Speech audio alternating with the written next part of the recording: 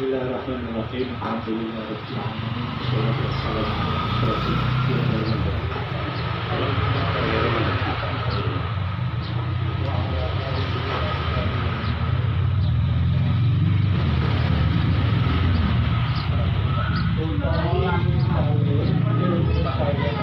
itu minangka kapal.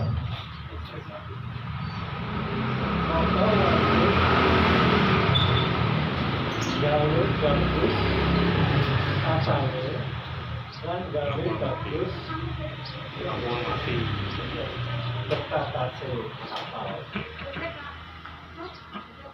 Kabeh moko misale ilmu tarika iku minangka segara.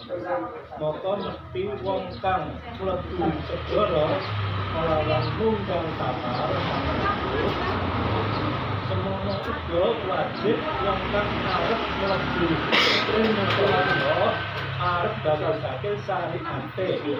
Moko misale ilmu hakikat iku minangka sinten kang ana ing jerone segara. Moko wajib nalikane ujug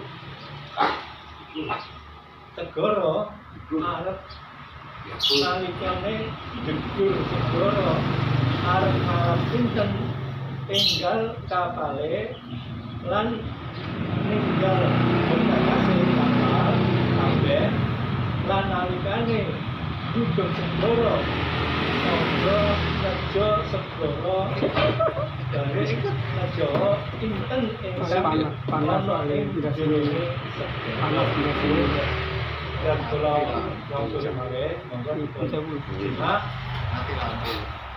utawi misale ilmu syariat itu minangka kapal. Jadi kita mempelajari ilmu syariat terus ilmu tentang yang mengatur ibadah dan juga yang lain-lainnya itu diibaratkan seperti kita kapal atau ilmu syariat itu ibaratnya seperti kapal. Moko wajib gawe bagus kapal. Jadi kita harus betul-betul mempelajari ilmu syariat itu dengan sungguh-sungguh supaya kita paham dan mengetahui tata cara ibadah yang baik itu seperti apa. Dan gawe bagus bekakase kapal kabeh.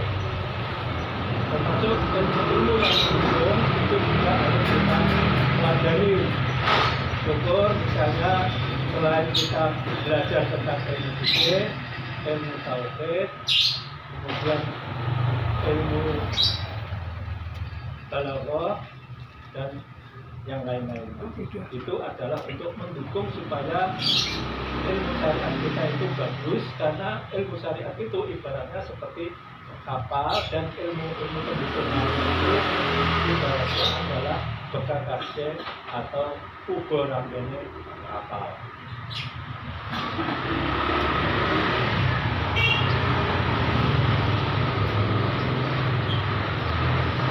Misalnya ilmu tarika itu minangka segara. Jadi kalau kita mau masuk belajar ilmu tarika itu diibaratkan seperti lautan yang luas. Maka waktu mesti wong kang mlebu segara kelawan nunggang kapal kang bagus. Semono uga wajib wong kang arep mlebu ilmu tarika arep bagusaken syariate. Jadi kalau kita mau masuk belajar tentang ilmu tarika, basicnya atau modalnya kita harus menyempurnakan dulu syariat kita. Karena kalau ibaratnya syariat itu kapal dan segala perlengkapannya itu ada menjamin keselamatan kita sampai ke tujuan. Apalagi kalau kita mau berlayar ke tengah lautan yang luas, itu perumpamaannya antara ilmu syariat dan ilmu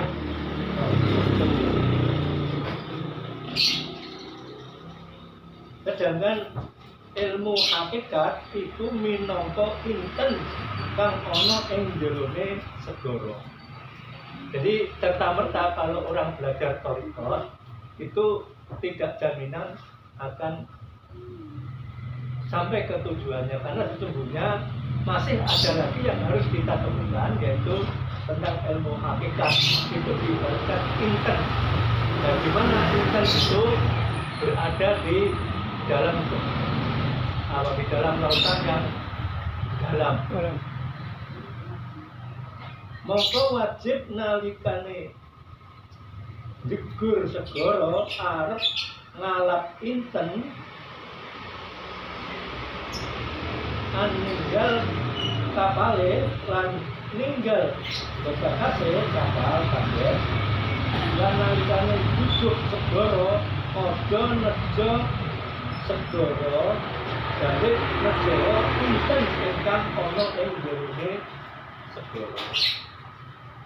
Jadi ketika kita sudah berada di lautan luas dan dalam, jangan lupa bahwa tujuan yang sesungguhnya kita adalah untuk memperoleh, untuk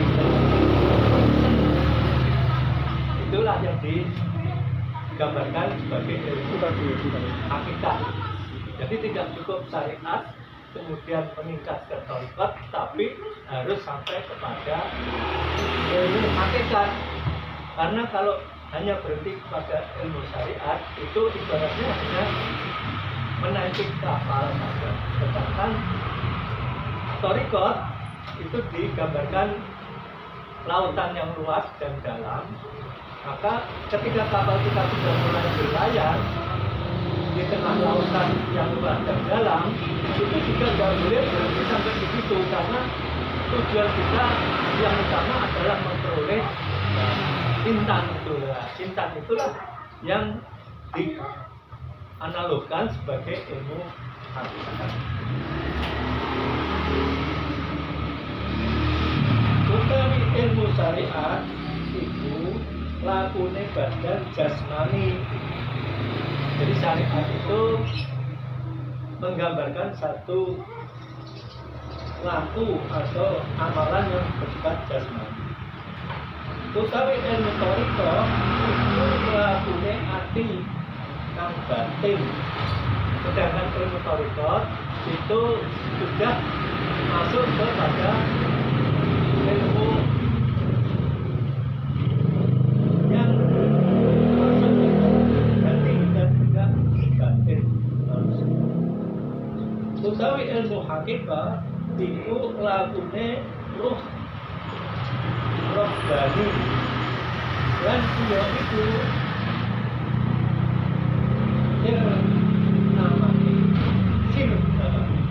Jadi kalau kita sampai ke ilmu hakikat itu sudah kita masuk ke istilahnya apa? Ruh bani. Jadi kita sudah, ya ini sulit digambarkan ya, ruh bani itu yang seperti apa. Tapi saya pernah mendapat informasi dari penelitian saya tentang thariqat di Suko yang dipimpin oleh Daya ini. Itu ketika seorang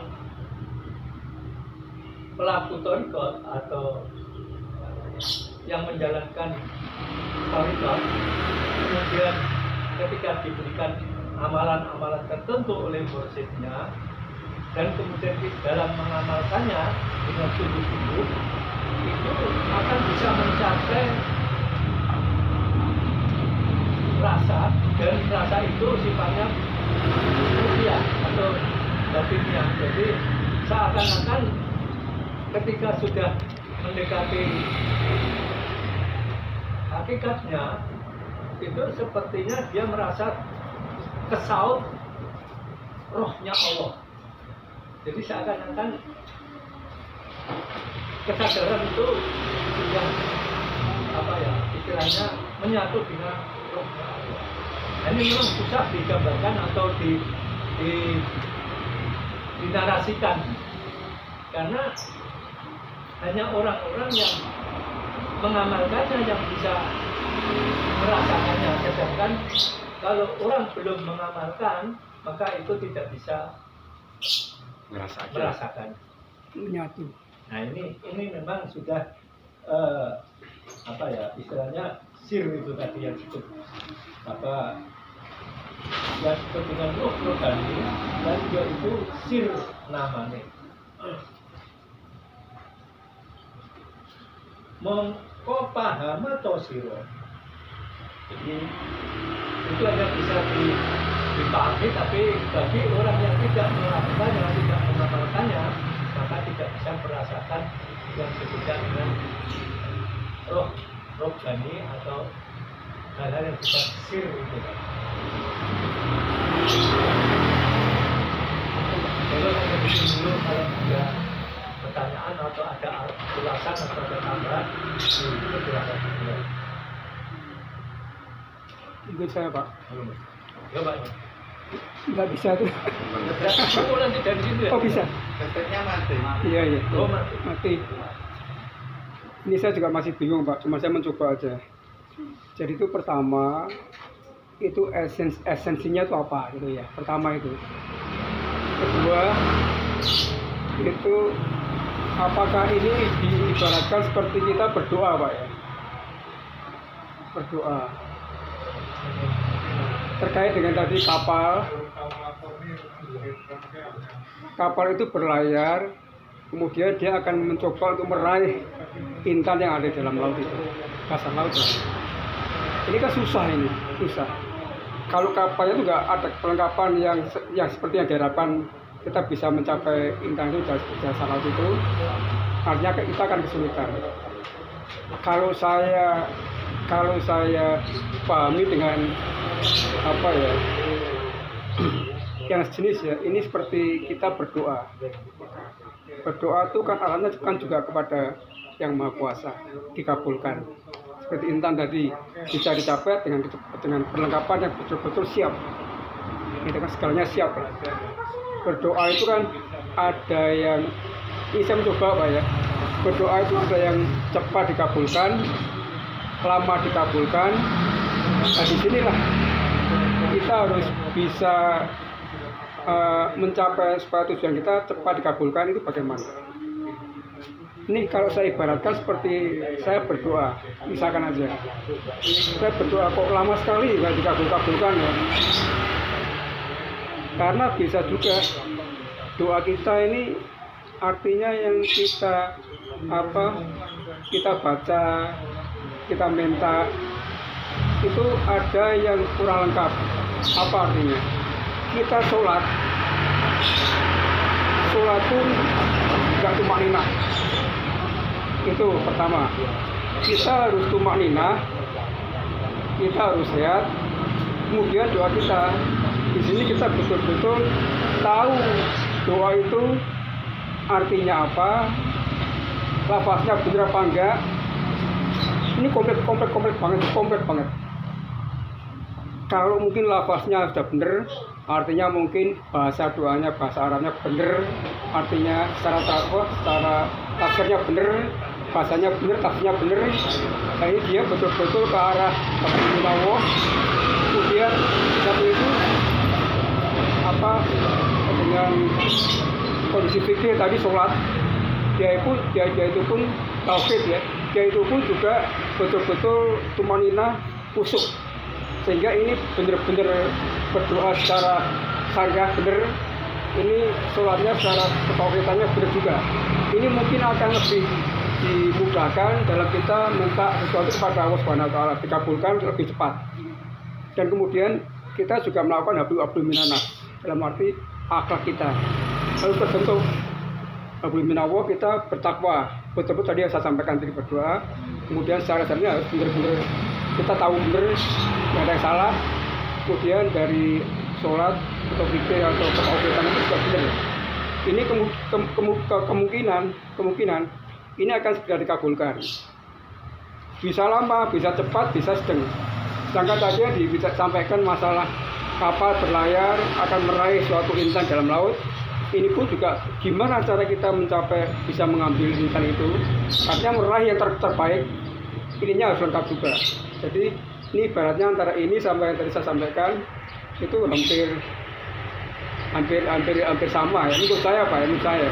Cuma sekarang ini apakah esensi ini arahnya seperti yang saya sampaikan Pak Siti, seperti ibadah doa.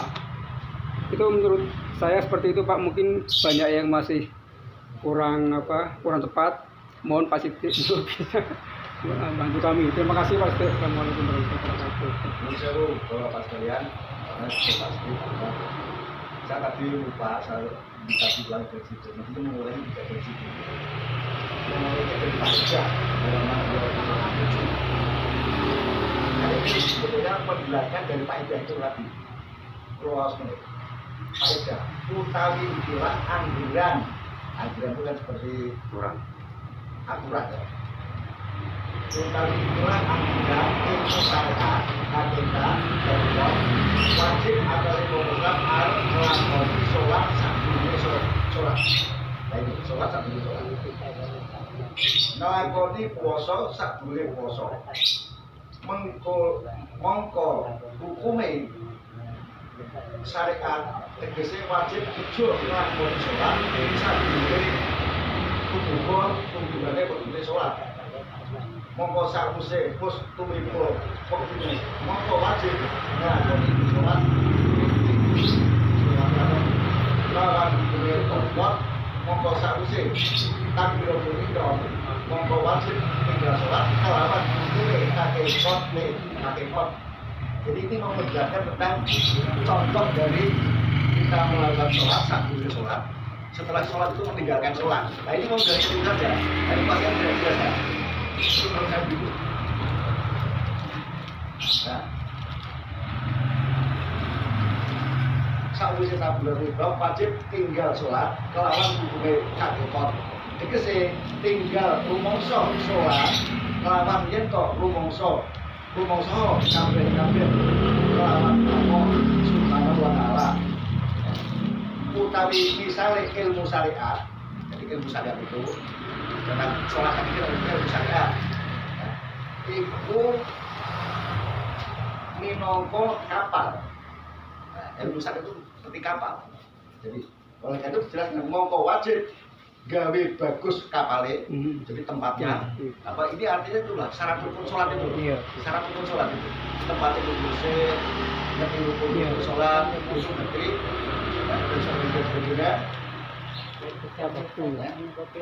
bagus kapalnya, lan bagus berkakasnya, misalnya layarnya, punya bagus, di simpal orang itu tekan guru itu Pak. Waalaikumsalam. Ya. Misalnya saya bukan kasih kapal, kapten ngomong misalnya ilmu thariqah. Nah ini sekarang itu tadi syariat tadi. Syariat itu kapal itu syariat ya. Ilmu syariat. Ilmu thariqah iku minangka segoro. Thorik katanya bahasa Arab thorik itu jalan ya. Jadi segoro itu jalan untuk menuju ke hakikatan itu. Korek iku minangka segoro. Mongko mesti wong kang mlebu segoro kelawan tunggang kapal tidak bisa. Jadi untuk menuju ke tadi harus sholat tadi. Nah ini untuk menuju ke kita tadi ya. Ini kapal yang bagus. Artinya betul semua tadi syarat dan rukunnya juga. Tadi suhu dan sebagainya. Semua hukum wajib mengundang Arab dunia mutarikot, Arab bagusaken syariat. Jadi syariat betul untuk menuju mutarikot. Mongko misalnya ilmu hakikat iku minangka inten kang ana ing jerone segoro. Jadi hakikat itu seperti inten yang disebut tadi ya, tapi sehingga kapalnya tadi setelah itu nanti ketiga ya. Alhamdulillah. Mongko wajib nalikane segoro arep ngalap iten anu ninggal kapal lan ninggal bekakase itu tadi lah yang dimaksudkan melaksanakan sholat setelah itu meninggalkan sholat itu tapi sudah sebelumnya tinggal kapal tinggal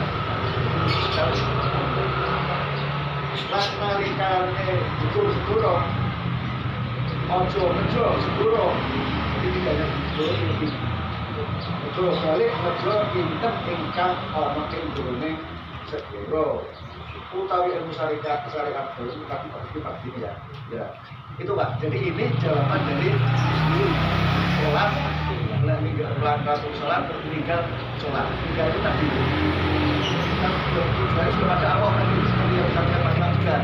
Jadi kita sudah ada pada Allah. Tapi soal itu sudah betul sekali. Syarat itu sudah betul lah. Betul pencariannya ya. Dan itu tidak boleh oleh perubahan, boleh Allah. Iya betul. Iya seperti itu. Maaf. Jadi kalau menurut saya pemahaman ini adalah pemahaman dari kalimat sebelumnya. Tapi puasanya belum biar poso, sambil poso itu kan tidak jelas kan. Kalau contohnya adalah melakukan sholat, nah itu kalau tidak sholat. Jadi bukan sholat tidak.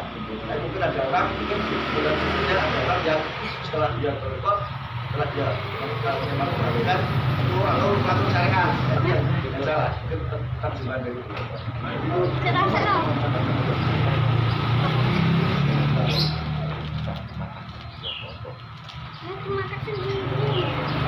Jadi ini sekaligus memperjelas karena sebagian orang itu inginnya langsung menjalani ilmu hakikat dalam arti umpama diibaratkan minum teh itu yang penting itu begini, jadi dia tidak mau memproses buat air teh panas dia sudah dibuat langsung ingin dapat manisnya. Nah, itu terutama orang-orang kebatinan itu seperti itu. Jadi ibaratnya syariat ya seperti orang menjalankan sholat 5 waktu, puasa, bahkan haji, itu menurut mereka itu hanya apa istilahnya secara ya itu tadi yang digambarkan sebagai syariat saja, sedangkan dia merasa sudah sampai ke tingkat hakikat, jadi tidak perlu lagi syariat. Padahal di sini dijelaskan bahwa sampai tingkatan apapun kita tidak boleh meninggalkan syariatnya. Terus aropo kaya ngopo jadinya atau ibaratnya sudah aroma seperti apapun kita tidak boleh meninggalkan syariatnya. Jadi ini sekaligus menafikan orang yang punya pendapat bahwa yang penting hatinya apik, orang tahu larang keluar atau sholat dan sebagainya itu kan hanya persyaratan lahiriah saja. Jadi tidak betul karena di dalam sholat pun itu sudah sampai menukik ke hakikatnya. Karena di sini dia ada penjelasan bahwa setelah kita mulai takbir Allahu Akbar itu sebenarnya sudah memutuskan persoalan duniawi yang lain kecuali kita hanya kepada Allah, karena setelah takbir itu termasuk komitmen kita inna sholati wa mahyaya wa mamati lillahi rabbil alamin. Seharusnya setelah kita mulai takbir sholat itu sudah tidak ingat apa-apa atau yang lain kecuali kita sedang bermunajat, sedang berdialog, sedang berhadapan langsung dengan Allah. Maka ada contoh yang agak ekstrim ketika Sayyidina Ali kena panah, beliau memberi semacam peringatan, tolong nanti dijabut setelah saya sholat. Ya betul, setelah sholat dijabut, anak panah yang menancap badan itu, malah dia bertanya apa sudah dicabut. Ternyata dia ketika sholat itu sudah tidak merasakan apa-apa. Nah itu tingkatannya sudah lain. Ya kalau kita ya jangan seperti itu karena belum pasti bisa sampai ke situ. Malah kadang-kadang itu kebalikannya. Iya, mati. Kuncinya hilang, ora ketemu begitu sholat takbir malah kelingan. Oh iya ya kunci kulo tak kek ning ngene. Dur mari lali aku. Ya betul Pak, betul itu. Jadi ketika kita ingin mencapai ketingkatan hakikat, tidak harus menunggu berlama-lama. Ketika sholat pun sebenarnya tidak sampai ke sana kalau kita bisa memenuhi ketentuan-ketentuan dan persyaratan yang Rukun syariatnya itu Pak ya. monggo yang lain. Maka Mas Pakul kalau menambah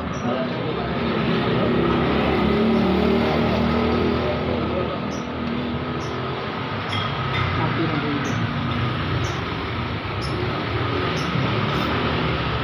Ngomong deh. Mas Pakul kerja mati terus di